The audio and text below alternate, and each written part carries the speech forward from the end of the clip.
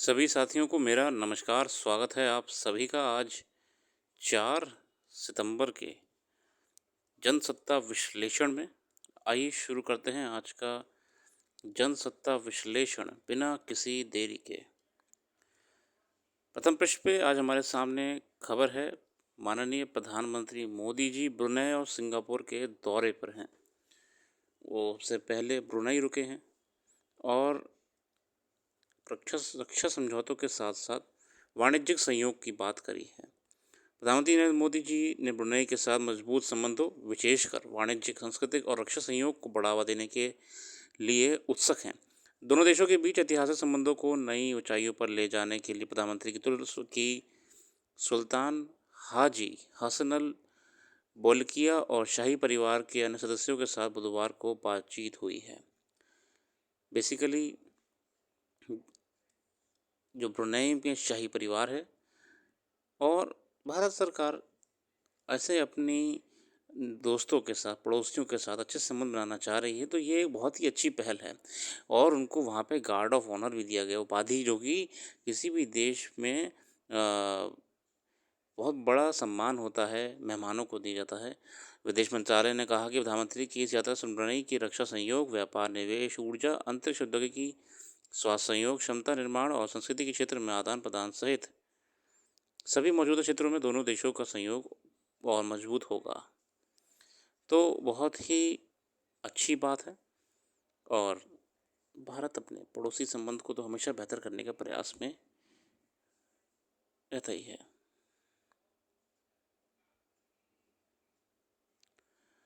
यहाँ पे चिंताजनक रिपोर्ट है। एक अच्छी खबर भी है कि पश्चिम बंगाल ने रेप जैसे जघन्य अपराधों में मृत्युदंड और स्थायी अचेतवासता, मतलब उम्र कैद, लाइफ टाइम तक जेल में रहो भैया, जैसे कानून बना दिया है, जो कि अब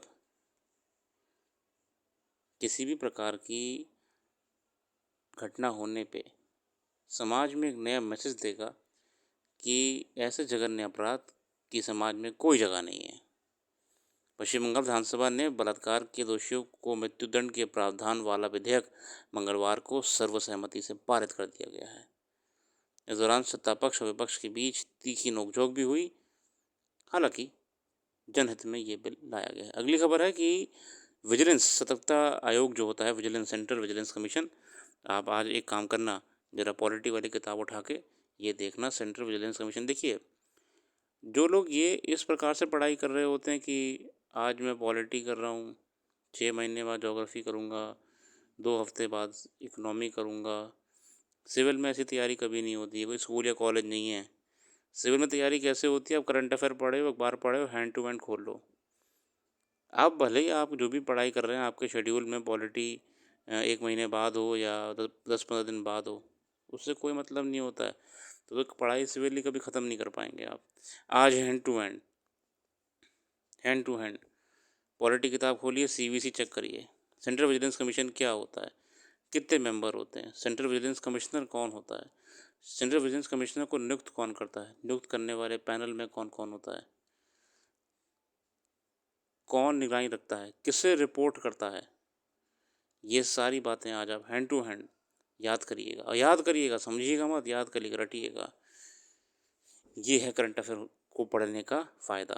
जैसे ऊपर मैंने बताया कि प्रधानमंत्री जी ब्रुनेई गए हुए हैं, तो अभी हैंड टू हैंड मैप निकालिए, हैंड टू हैंड कहाँ ब्रुनेई कहाँ है, ब्रुनेई को देखिए, ब्रुनेई को देखिए, उसके नॉर्थ, साउथ, ईस्ट, वेस्ट में कौन सी कंट्री हैं, वो भी देख लीजिए हाथों हाथ। अब सिंगापुर जाएंगे प्रधानमंत्री जी, अब तक तो सिंगापुर पहुंच भी गए होंगे। सिंगापुर का मैप उठाइए, सिंगापुर हमसे कितना दूर है, बीच में कितने की कंट्री काउंट कर लीजिए। सब पूछता है एग्जामिनेशन हॉल में, कुछ नहीं हो तो इंटरव्यू में पूछ लेता है ना। चलिए आगे बढ़ते हैं, सीधे संपाति की ओर बढ़ेंगे। शुरू करेंगे आज कल्प मेधा से। और कल्प मेधा में कहा है कि शिक्षा का ध्येय मनुष्य के ज्ञान में वृद्धि करना ही नहीं, अपितु उसके उद्देश्य मनुष्य के मस्तिष्क को विकसित करना है, भरना नहीं। डडेट साहब ने कहा, कितनी अच्छी बात कही है। वही तो मैं कहता हूँ आपसे भी, नॉलेज भरनी नहीं है, समझनी है। आपके अंदर एक मानसिक विकास आना चाहिए, होना चाहिए। है ना, एक मेंटल रिचनेस हो आपके अंदर, है ना, आप भरिए मत बस, है ना, गेन करिए नॉलेज। जहरीली हवा में सांस लेता बचपन पहला लेख है और यह लेख लिखा है योगेश कुमार गोयल जी द्वारा। वायु प्रदूषण के कारण दुनिया भर में प्रतिवर्ष लाखों लोग मौत के मुंह में समा जाते हैं। हाल ही में आई यूनिसेफ और अमेरिका की गैर सरकारी संगठन हेल्थ इम्पैक्ट इंस्टीट्यूट की साझा रिपोर्ट के अनुसार पूरी दुनिया में 2021 में वायु प्रदूषण के कारण कुल 81 लाख लोगों की मौत हो गई। इनमें 5 वर्ष से भी कम आयु के 7.09 लाख बच्चे थे। आंकड़ों का विश्लेषण करने से पता चलता है कि वायु प्रदूषण के कारण दुनिया में हर घंटे 80 से ज़्यादा बच्चों की मौत हो रही है। भारत में 2021 में वायु प्रदूषण के 16,94,1,59,400 बच्चों की मौत हो गई। रिपोर्ट के मुताबिक दूषित हवा ने गंदे पानी तथा गंदगी से होने वाली मौतों को भी पीछे छोड़ दिया है। मतलब एयर पॉल्यूशन को इस रिपोर्ट में बहुत ही महत्व दिया गया है। और जो पॉल्यूटेड एयर है, अकेले अकेले पॉल्यूटेड एयर, जैसे कि मैं पढ़ रहा था एक आर्टिकल में, ध्यान नहीं आ रहा कहाँ पढ़ रहा था मैं, पॉल्यूटेड एयर ने दिल्ली की जो एक एवरेज लाइफ है वो 7 साल कम कर दी है। जो भी ये लोग अपना डेटा स्टडी करते हैं जिस हिसाब से करते हैं, मतलब दिल्ली की जो लाइफ है, लोग रहते हैं उनकी कम से कम 7 साल कम कर दी पॉल्यूटेड एयर की वजह से, है ना। और ये आज लेख में अगले आ भी गया इसमें कि अकेला दूषित पानी नहीं, दूषित खाना नहीं, अकेली दूषित हवा से हम कितने ज़्यादा कमज़ोर हो रहे हैं। रिपोर्ट के अनुसार अफ्रीकी देश में तो उच्च आय वाले देशों की तुलना में 5 वर्ष से कम उम्र के बच्चों की मौत 100 गुना तक अधिक है। आने वाले समय में यह आंकड़ा और बढ़ सकता है। हालांकि संयुक्त राष्ट्र का कहना है कि दुनिया भर में बच्चों की मौतों का ये आंकड़ा तब है जब वर्ष 2000 के बाद से दूषित हवा से बच्चों की मौत के करीब 53% तक घटी है। मतलब आज भी स्थिति वहीं की वहीं नज़र आती है।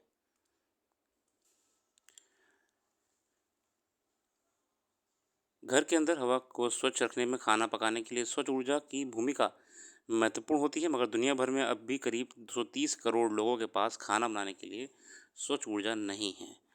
हेल्थ इफेक्ट्स इंस्टीट्यूट की रिपोर्ट ने बताया गया था कि 2019 में वायु प्रदूषण के कारण पूरी दुनिया में 4.76 लाख बच्चों की मौत हुई थी, जिनमें से अकेले भारत में 1.16 लाख नवजात बच्चों की मौत वायु प्रदूषण से हुई है।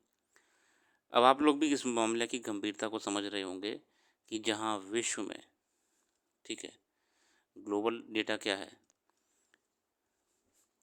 ग्लोबल डेटा है कि 2019 में 2019 में ग्लोबली 4.76 लाख बच्चों की मृत्यु हुई थी वायु प्रदूषण से। ध्यान रखिएगा मैं कहना क्या चाह रहा हूँ।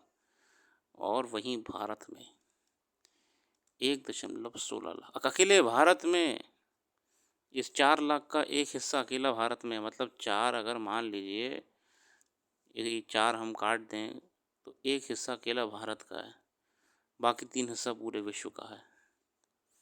ये है मामले की गंभीरता।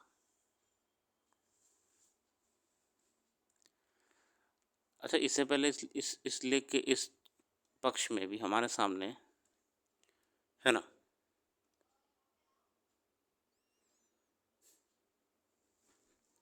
आगे बढ़ते हैं। तो वायु प्रदूषण कितना बड़ा मुद्दा है ये हमने देख लिया।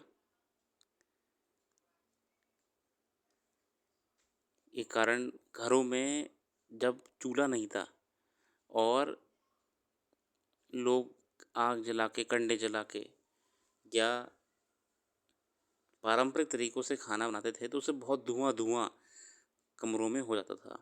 एक समय पे आके जो स्वास्थ्य मंत्रालय ने ये पाया कि बाहर का प्रदूषण तो गाँव में है नहीं, फिर बच्चों के फेफड़े वगैरह या गर्भवती महिलाओं में ये फेफड़ों की समस्या क्यों है, तो यही कारण निकला कि अगर हम इनको गैस स्टोव नहीं देंगे तो इस गांव में कहाँ प्रदूषण होता है। फिर ग्रामीण क्षेत्र के लोगों में ये प्रदूषण वाले सिम्टम्स क्यों दिखाई देने लग गए थे कि घर में वो आग जला के खाना पकाते थे, उसमें धुआं बहुत होता था, या मिट्टी के तेल का केरोसिन का इस्तेमाल करते थे। सरकार ने इसी को अल्टरनेट करने के लिए उज्ज्वला योजना से गैस और गैस स्टोव वगैरह आपका देना शुरू करा।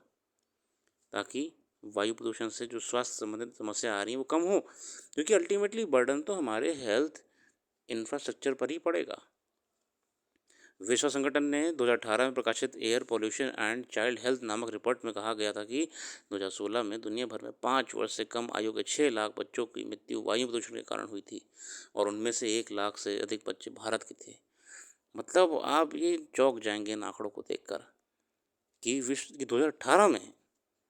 2018 की बात हो रही है, दुनिया भर में 5 वर्ष से कम आयु के 6 लाख बच्चों 5 वर्ष से कम आयु के 6 लाख बच्चों की मृत्यु वायु प्रदूषण के कारण हुई थी। उनमें से 1 लाख से अधिक बच्चे भारत के थे। मतलब इस पूरे 5 में से एक पोर्शन अकेले अकेले भारत का था। ये चिंता का विषय है। ये स्थिति बेहद चिंताजनक है। WHO के अनुसार दुनिया भर के करीब 90% बच्चे, जिनकी कुल संख्या 1.8 अरब से भी ज़्यादा है, ऐसे क्षेत्र में रहते हैं जहाँ वायु प्रदूषण खतरनाक स्तर पर है। भारत में 5 वर्ष से कम उम्र के बच्चों की मौत के कारणों की पड़ताल करने पर पता चलता है कि कुपोषण के बाद इस आयु वर्ग के बच्चों की मौतों की बड़ी वजह वायु प्रदूषण है। कुपोषण के बाद अगर हम पूछें कि कुपोषण के बाद और क्या कारण है बच्चों की मृत्यु होने का, तो वो वायु प्रदूषण है। गर्भवती महिलाओं पर प्रभाव होने से गर्भ का पल रहे शिशुओं पर भी वायु प्रदूषण का घातक असर पड़ता है असर। से उनको पता है कि ग्रामीण क्षेत्रों में पोल्यूशन कहाँ है, वो तो पूरा ग्रीनरी है, नेचुरल एयर है, मगर फिर भी उनमें समस्याएं आ रही थी, लंग्स की, बीमार पड़े जा रहे थे बार बार। कारण एक और निकला कि घरों में धुआं हो रहा है खाना पकाते वक्त, पारंपरिक तरीकों से खाना बनाते थे, इसलिए सरकार ने उज्ज्वला योजना लाकर रिप्लेस करा, गैस स्टोव लाए वहाँ पर उसकी जगह पे। गर्भवती महिलाओं को उसका असर झेलना पड़ता है और उनके पेट में पल रहे बच्चे को भी नेगेटिव हेल्थ कॉन्सिक्वेंसेस आ जाते हैं। यूनिसेफ द्वारा जून 18 में प्रकाशित एक रिपोर्ट में बताया जाता है कि भारत में लगभग सभी स्थानों पर वायु प्रदूषण निर्धारित सीमा से अधिक है, जिससे बच्चे फेफड़ों से संबंधित बीमारियों और अन्य विकसित मस्तिष्क का शिकार हो रहे हैं, अल्प विकसित मस्तिष्क शिकार हो रहे हैं। चिंता का है विषय ये। हेल्थ इफेक्ट्स इंस्टीट्यूट के पूर्व अध्यक्ष और डेरेन ग्रीनबाम के मुताबिक नवजात का स्वास्थ्य किसी भी समाज के भविष्य के लिए महत्वपूर्ण होता है। अरे वो भविष्य है इस देश का। बच्चे अत्यधिक प्रदूषण के चलते बच्चे अगर बच भी जाते हैं तो उनका बचपन अनेक रोगों से घिर जाता है। विश्व संगठन का कहना है कि वायु प्रदूषण के कारण बच्चे मंदबुद्धि हो रहे हैं, जन्म के समय कम वजन के बच्चे पैदा हो रहे हैं, गर्भ में भी बच्चे वायु प्रदूषण के प्रभाव से छूते नहीं हैं, उनका तंत्रिका तंत्र प्रभावित हो रहा है। मतलब कि अगर आप ये बोले कि भैया बच्चा तो जब बड़ा होगा तभी ना है, जब बच्चा बड़ा होगा तभी तो वो दुनिया में जब घूमेगा फिरेगा तभी तो वो पॉल्यूशन से जूझेगा, जो प्रदूषण हो रहा है। अब वो शहर में जाएगा पढ़ने लिखने काम करने कॉलेज जाने ना, बिल्कुल नहीं। प्रदूषण का प्रभाव बहुत पहले से गर्भ से ही होना शुरू हो जाता है, क्योंकि माँ जिस इन्वायरमेंट में रह रही होती है वही तो उसको उसके बॉडी में जाता है। तभी बहुत कुपोषित बच्चे या कमज़ोर इम्यून सिस्टम के बच्चे ग्रामीण क्षेत्रों में बढ़ते जा रहे हैं। और अगर मान लो कि कोई हेल्दी बच्चा है, हेल्दी है, मगर फिर भी अगर बचपन से ही वो उस पर्यावरण में जीता है जहाँ प्रदूषण है, तो बड़ा होते होते उसकी क्या इम्यून क्षमता होगी ये आप भी समझ सकते हैं। विभिन्न अध्ययनों को पता चलता है कि घरों के भीतर का प्रदूषण भी बच्चों के स्वास्थ्य की बुरी तरह प्रभावित कर रहा है। कुछ रिपोर्टों के मुताबिक नवजात शिशुओं की मौतों में से 2/3 का कारण घरों के अंदर का प्रदूषण है। विश्व स्तर पर वाहनों से उत्सर्जित गैसों और पार्टिकुलेट मैटर के उत्सर्जन पर तो बहुत चर्चा होती है, लेकिन घरों के अंदर के प्रदूषण के स्रोतों पर अक्सर कोई चर्चा नहीं होती। यूनिवर्सिटी ऑफ कोलोराडो बोल्डर के वैज्ञानिकों के मुताबिक खाना पकाने, साफ सफाई तथा घर के अन्य सामान्य कामकाज के दौरान पार्टिकुलेट मैटर और वॉलेटाइल ऑर्गेनिक कंपाउंड्स उत्पन्न होते हैं जो प्रदूषण फैलाते हैं। पार्टिकुलेट मैटर खाना पकाने और साफ सफाई के दौरान उत्पन्न होते हैं, जबकि शैम्पू, परफ्यूम, रसोई और सफाई वाले घोल VOC के प्रमुख स्रोत हैं। तो वॉलेटाइल ऑर्गेनिक कंपाउंड्स तो हमेशा कारण रहे ही हैं, और पार्टिकुलेट मैटर तो हम एक बहुत बड़ा समस्या है वायु प्रदूषण में। बहुत ही बढ़िया लेख है। बहरहाल वायु प्रदूषण के बच्चों पर पड़ते दुष्प्रभावों को और हर वर्ष वायु प्रदूषण के कारण हो रही लाखों बच्चों की मौतों को लेकर पूरी दुनिया का संजीदगी से इस पर विचार मंथन करने और ऐसे उपाय किए जाने की आवश्यकता है जिससे मासूम बचपन प्रदूषण का इस कदर शिकार ना बने। बहुत बढ़िया। वायु प्रदूषण चिंता का विषय हमारे लिए, आपके लिए और बच्चों के लिए भी, खासकर विशेषकर भारत को भी। और जब भी हमारे मन में वायु प्रदूषण आता है तो आप लोग के क्या इमेजिन करते हैं? सबसे पहले इमेजिनेशन में आपके गाड़ी आती है। वायु प्रदूषण के नाम पे सबसे पहले आपके माइंड में गाड़ी आती कि वायु प्रदूषण मतलब गाड़ी, वायु प्रदूषण मतलब एसी। एसी नहीं, गाड़ी कितनी कितनी देर चलती है गाड़ी? कितने लोग चला रहे हैं गाड़ी? सोचिए, कितने चला रहे हैं? 10 में से 4 5 जो अफोर्ड कर पा रहे हैं वो गाड़ी चला रहे हैं। कितने दिन, क्या पूरे दिन गाड़ी चला रहे हैं? क्या ये कैब वाले हैं, टैक्सी ड्राइवर? नहीं, जॉब वाले लोग हैं, ऑफिस जाते हैं, फिर घर आ जाते हैं। एसी आप कितनी देर चलाते हो? एसी चलो मान लो कितनी देर चला रहे हो एसी आप? दिन भर चला रहे हो, शाम तो ठंडा हो जाता है वैसे भी, तो आधे एसी वैसे ही बंद हो जाते हैं। प्रदूषण का ये कारण तो है, मगर यही कारण नहीं है। प्रदूषण का सबसे मुख्य कारण तो ये है कारखाने। इसी पे तो कोई ध्यान नहीं देना चाहता है। बड़ी बड़ी इंडस्ट्रियलिस्ट, बड़े बड़े कारोबारी चाहते हैं कि जब भी प्रदूषण का नाम हो, ऐसी कैंपेन चलाई जाती हैं कि जब भी प्रदूषण का नाम आए, पत्रकारों से लेके मैगजीनों तक सिर्फ एक ही चित्र दिखाया जाए और वो है गाड़ी का, एसी का। हम पॉल्यूशन कम करेंगे, BS6 व्हीकल ला के, BS7 व्हीकल ला के दुनिया भर का। कभी कोई ये नहीं बोलता है कि हम भारत स्टेज 6 या भारत स्टेज 7 के बराबर का मानक ला रहे हैं फैक्ट्रियों के लिए, इंडस्ट्रीज़ के लिए। कि अगर आप इतना प्रदूषण, अरे भैया मैं तो कहता हूँ सरकार से आप जाके जांच कर लीजिए एक बार इन फैक्ट्रियों की। लगाइए अपना मीटर ज़रा चिमनी में उसकी, जाके देखिए क्या रीडिंग आती है, कहाँ जाएगी रूह आपकी कि आखिरी बार ये फिल्टर भी कब साफ़ हुआ था। गाड़ी तो फिर भी हम मेंटेन रखते हैं, ठीक है। अगर ये 4 लोग गाड़ी चला रहे हैं तो भाई 2 तो लोग पक्का गाड़ी मेंटेन रख रहे हैं, भले 2 नहीं रख रहे हो तो 2 ही तो गाड़ी मेंटेन नहीं है जो धुआं कर रही होंगी, बाकी तो मेंटेन है।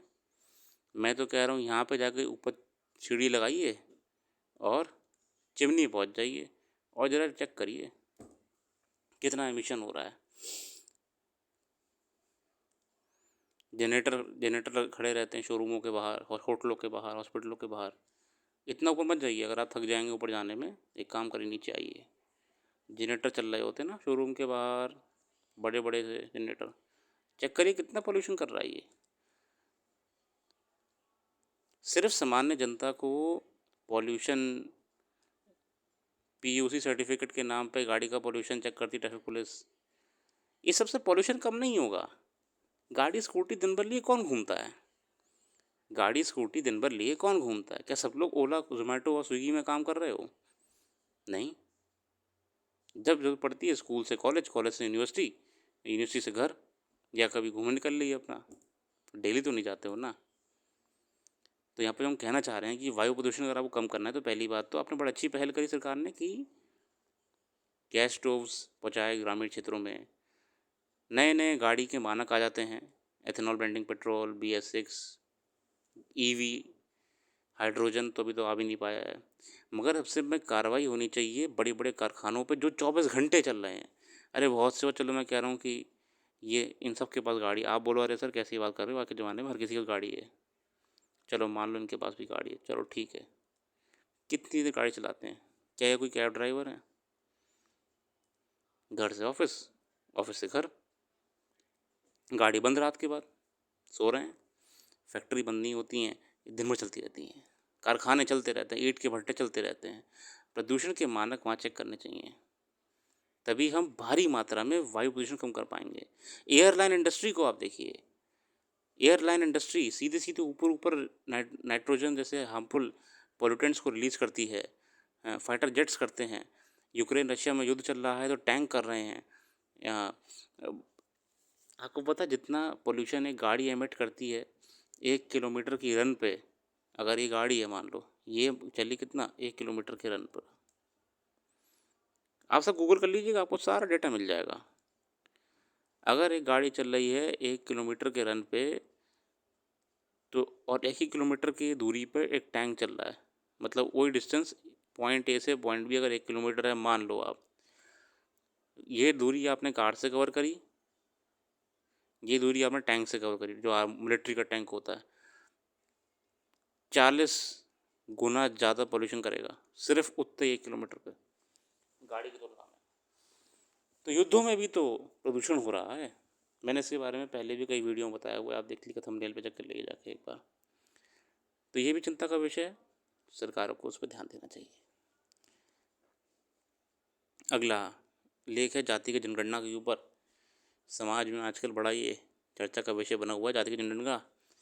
जाति की जनगणना के औचित्य पर राष्ट्रीय स्वयंसेवक संघ, छोड़िए राजनीतिक आर्टिकल्स पे हम नहीं जाते हैं, समय बचाएंगे ना अपना, जो पढ़ाई का काम है उसी पर आएंगे। फिलहाल आप अपने आप से पढ़िएगा कि सेंसस क्यों ज़रूरी है, कहाँ सेंसस क्यों ज़रूरी है। नियमित स्कूली शिक्षा व्यवस्था के समानांतर चलने वाली कोचिंग केंद्रों में पढ़ाई आज एक ऐसे दुष्चक्र बन गया है कि इसमें कई बार नियम कायदों का ख्याल रखना जरूरी नहीं समझा जाता। इनमें दाखिला लेकर स्कूली कक्षाओं से आज़ादी की सुविधा मुहैया कराने वाले स्कूलों की वजह से भी आज समस्या खड़ी हो रही है। मतलब हम जानते हैं कि कोचिंग कल्चर क्या हो चुका है। स्कूल में आप डमी एडमिशन लीजिए, कोचिंग ज्वाइन कर लीजिए, स्कूल वाली पाबंदी भी नहीं है, स्कूल वाले कोई लिमिटेशन भी नहीं है, कोचिंग में बैठे रहो अपना एंजॉय करो।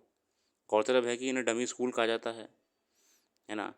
देखिए मैं सब कोचिंग सेंटर पे बुराई नहीं करनी चाहिए, कारण बताना कारण नहीं जानिए आप। वो कह रहा है जितने लोग कह रहे हैं कि यार ये बच्चा है, आज मैं आपको इसमें बताता हूँ, आप भी कहोगे सर आपने बता ही दिया। आज छोटा सा ही है, कुछ ज़्यादा मतलब इतना ग्राउंड ब्रेकिंग रिपोर्ट नहीं है कोई। ये बच्चा है, ठीक है, सिस्टम चाहती है कि ये स्कूल जाए,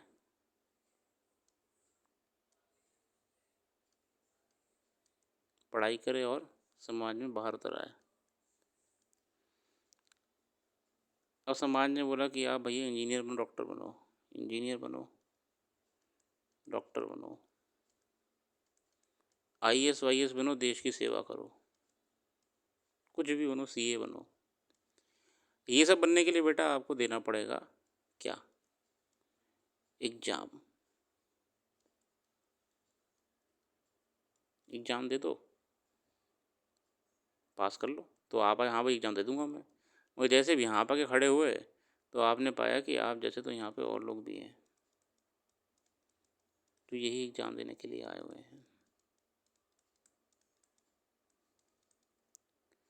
अब इतने लोग आ गए हैं तो एग्ज़ाम बनाने वाले पे एक क्वेश्चन मार्क आ गया कि भैया पेपर भी ऐसा बनाना है कि हर कोई ना कर पाए, हर कोई कर भी ले। मैं वास्तविकता क्या हो रही है कि इन पेपरों का जो लेवल है, और मैं कोई आईएएस वाईएएस की बात नहीं कर रहा हूँ, मैं बात कर रहा हूँ आईआईटी जेईई नीट जैसे पेपरों की भी, जो कि 12वीं कक्षा के बच्चों के लिए बनाया जाता है। उसका लेवल इतना ऊपर है, अगर आप 1 से लेकर 10 वाला स्केल नापें तो ये आपको 11 पे मिलेगा। ठीक है, सुनते जाइएगा, सब समझ में जाएगा आपको। कि कुछ बच्चे होते हैं भीड़ में अपवाद जो आते हैं सिलेक्शन लेके इधर नदी के उस पार पहुंच जाते हैं। वही बच्चे होते हैं जो बड़ा बड़ा आपको अखबारों में आते हैं, भाई साहब इन्हें आईआईटी मिल गया है, इन्हें एम्स मिल गया है, इनकी तो लाइव सेट हो गई है दुनिया भर का।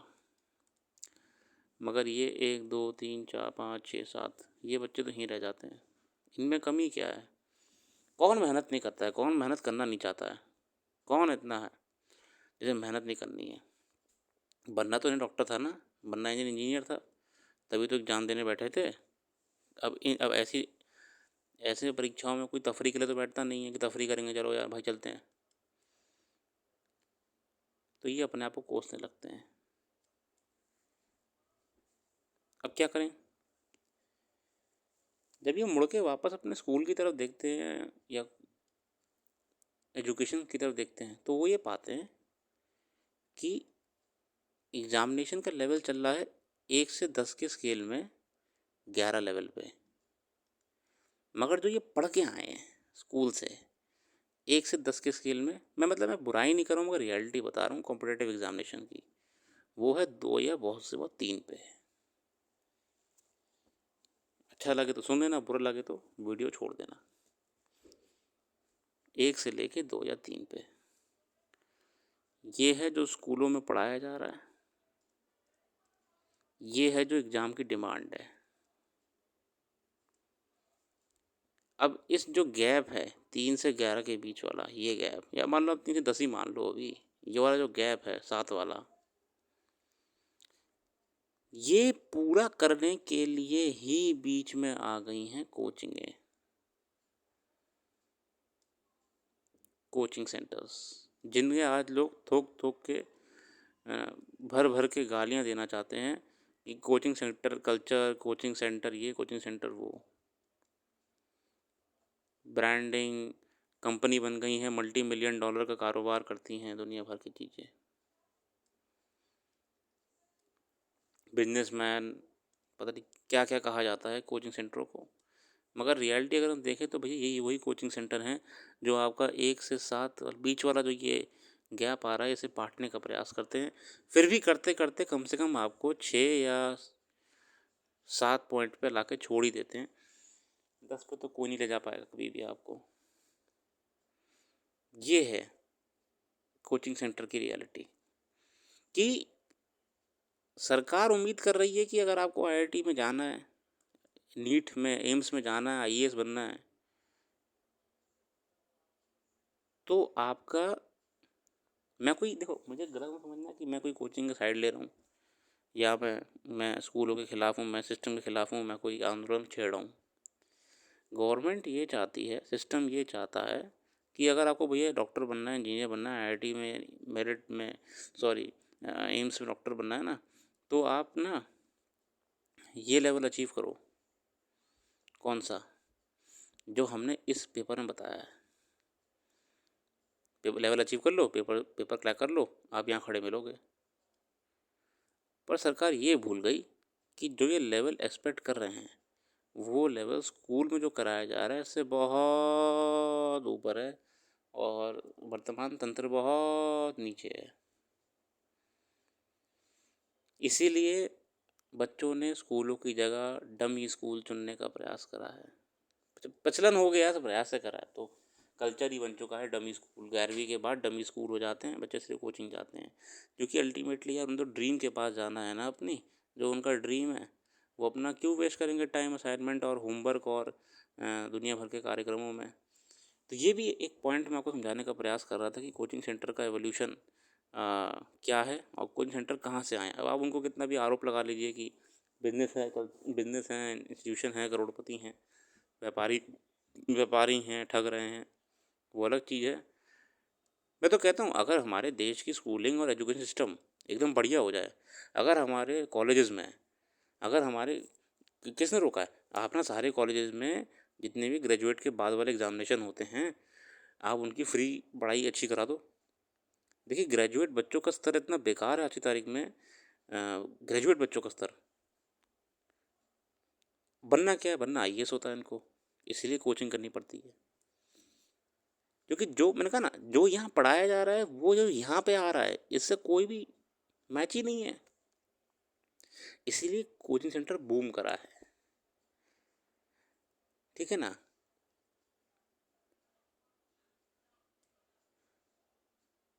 सिस्टम की कमी के कारण ही ये कोई ना कोई नए रास्ते निकल जाते हैं। अगर स्कूलिंग एजुकेशन बढ़िया हो जाएगी हमारे देश की तो भैया कोचिंग वोचिंग कोई नहीं करेगा, अपना रास्ता नापो। पर बीच में गैप है इसीलिए लोग कोचिंग की तरफ जाते हैं। छोटा सा एक्सप्लेनेशन है, मुद्दे पे लौट के आते हैं। अब मैं इस पर अपना सिग्नेचर लगा देता हूँ। अच्छा लग रहा है इसलिए। अगर ये एजुकेशन गैप गवर्नमेंट ने कवर करना शुरू कर दिया ना, तो ये सेक्टर को कोई दिक्कत नहीं आएगी, कोई आएगा भी नहीं कभी। देखते ना आर्टिकल में कहना क्या चाह रहे हैं। गौरतलब है कि इन्हें रमी स्कूल कहा जाता है, जहां विद्यार्थी अपना नामांकन तो करा लेते हैं, मगर वहां कक्षाओं में शामिल होना या हाजिरी लगाने की ज़रूरत उन्हें नहीं होती। इसमें अनिवार्य उपस्थिति से लेकर अन्य शिक्षण संबंधी प्रमाण पत्र की व्यवस्था डमी स्कूल की ओर से कर दी जाती है। वही सब सर्टिफिकेट दुनिया भर की चीज़ें होती हैं। इस समस्या पर काबू पाने के मकसद से केंद्रीय माध्यमिक शिक्षा बोर्ड यानी सीबीएसई ने मंगलवार को राजस्थान और दिल्ली के 27 डमी स्कूलों का औचक निरीक्षण किया। बोर्ड ने इस मामले पर कहा कि सभी संबंधित स्कूलों में इसके दिशा निर्देश हैं, कड़ाई से पालन करने की अपेक्षा की जाती है कि बच्चे आए पढ़े वहाँ पे। मगर मैंने कहा देखिए, सिस्टम समझ नहीं पा रहा है दिक्कत कहाँ पे आ रही है ना।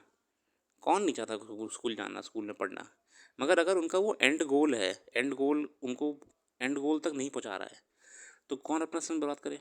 जीवन का महत्वपूर्ण समय क्यों बर्बाद करे? ये भी तो मुद्दा है। ऐसी शिकायतें पहले भी आई हैं कि अभिभावक अपने बच्चों को अच्छे स्कूल से निकालकर डमी स्कूल में दाखिला दिलवा देते हैं। दरअसल अच्छे स्कूलों की छात्रों के लिए 80% हाजिरी का नियम लागू होता है, मगर कोचिंग में पढ़ाई करने वाले छात्र स्कूल नहीं जाना चाहते। वहीं डमी स्कूल में दाखिला लेने का वही सिस्टम है कि सिस्टम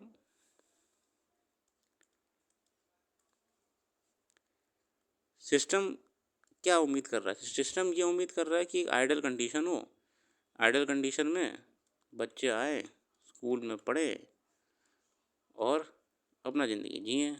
फिर जो पेपर वेपर सिस्टम ने बनाए हुए हैं उन्हें दें और आईएएस वाईएएस बने, डॉक्टर बने, देश की सेवा करें। मैं आपको सब बता चुका हूँ, मैं रिपीट नहीं करूँगा।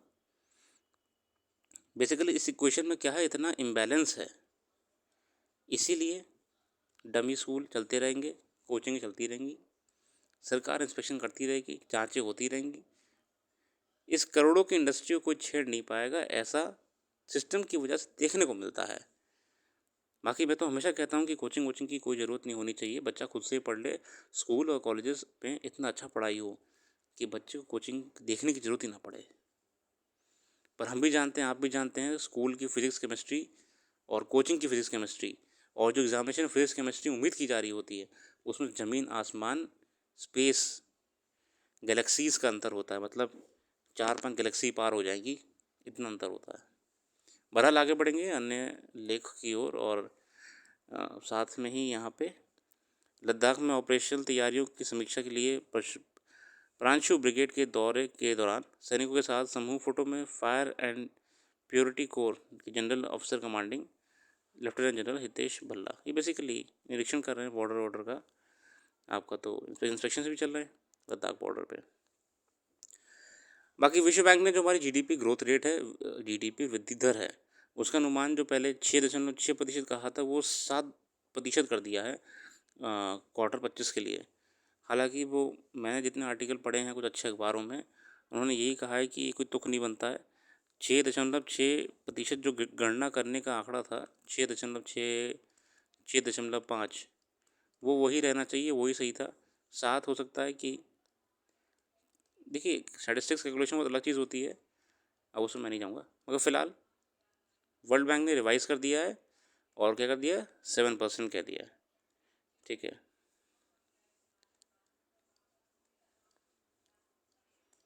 आगे देखते हैं खेल जगत की और राष्ट्रीय अंतर्राष्ट्रीय खबरों में। तो आपके सामने है पैरालंपिक में, देखते हैं मेडल के जीते हमने, मेडल्स जीते हैं हमने 16, चीन ने 105 जीते हैं और अमेरिका ने 50 और ब्राज़ील ने 42। वेरी गुड, इंडिया भी अच्छा करेगा आने वाले समय में।